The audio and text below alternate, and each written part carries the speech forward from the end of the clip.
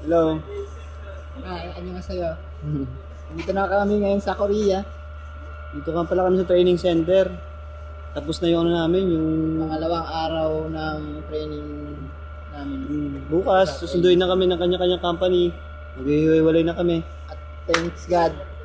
Dahil lahat kami nakapasa sa examination ng medical.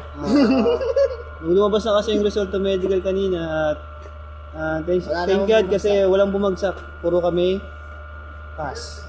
Yeah. Kaya bukas susunduin na kami ng aming mga kanya-kanyang sadyang nim. Boss, amo. So, Ano pre, ano mo gusto mong sabihin? nagpapasalamat ako sa Diyos, siyempre. Una-una, Oo, kasi number 1 yun. hindi tayo makakarating dito kung hindi dahil sa Kanya. At saka maraming salamat sa mga sumusuporta sa amin. Sa pamilya, di ba? Tapos, siyempre, salamat din kay LC natin.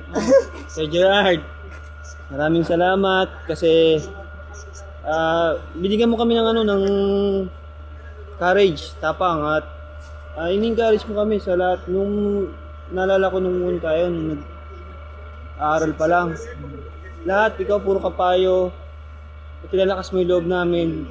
Kasi noong una ako nag-aaral ng Korean parang kinakabahan talaga ako kasi parang feeling ko hirap-hirap. Nung kasi parang ramdam kasi ni Sir Gerard pa pag nagtuturo siya na parang nahihirapan na yung student niya, di ba?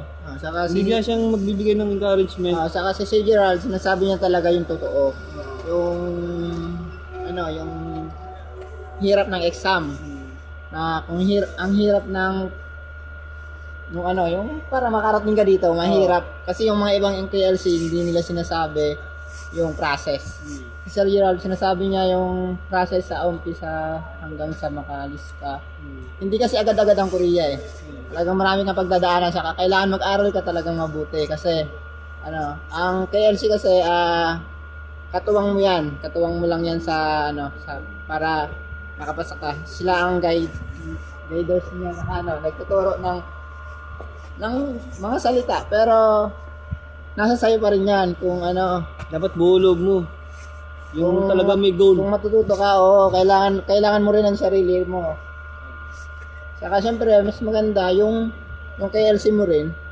Talagang maayos gaya ng K-Learn. Di ba? Hanggang sa makaalis kayo, hindi kayo pababayaan. Hopefully, marami makarating dito kasi ganda. Shoutout nga pala dyan sa mga kaki-LC namin ng K-Learn. Yung mga nasa roster, mga hindi pa na-hard. O kaya mawala ng pag-asa. Fighting lang. May dahilan ng Diyos kung bakit di pa kayo na select. Pero may tamang oras na maselect kayo. Kaya antay lang. Pray lang lagi. May plan lagi ang Diyos para sa bawat isa sa atin. Hanapin kami Siguro kaya wala. Hanapin ba tayo? Okay. Bye-bye. 안녕하세요.